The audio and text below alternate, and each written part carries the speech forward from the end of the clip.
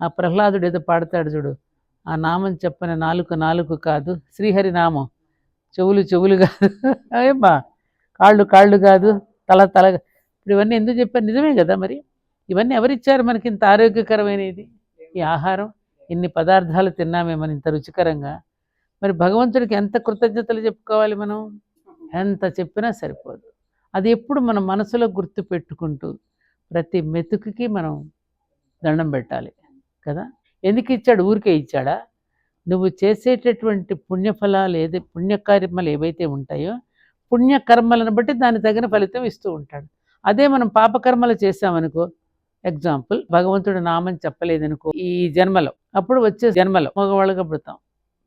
ఈ నోటిని ఊరికే తిట్లకి శాపనార్థాలకి ఉపయోగించామనుకో మగవాళ్ళుగా పుడతాం. అలాగే చెవుల్లో కూడా ఎప్పుడు చెడ్డ మాటలే వింటూ ఉన్నామనుకో, మంచి వినకుండా చెవిటి వాళ్ళుగా పుడతాం. మంచి దృశ్యాలు చూసుకుంటే చెడ్డ దృశ్యాలు చూసా కళ్ళు లేని వాళ్ళుగా పుడతాం. కాళ్ళు లేని వాళ్ళుగా, చేతులు లేని వాళ్ళుగా. అంటే మనం చేసినటువంటి కర్మలను బట్టే భగవంతుడు కూడా మనకి ఇస్తాడుగా. ఇప్పుడు బ్యాంకులో సుజాత, నువ్వేం దాచుకుంటే బ్యాంకులో నువ్వు వెళితే అది డ్రా చేసుకుంటావు. పుణ్యం అనే అకౌంట్లో నువ్వు దాచుకోకపోతే వచ్చేదన్నా మనకి ఎలా ఇస్తాడు?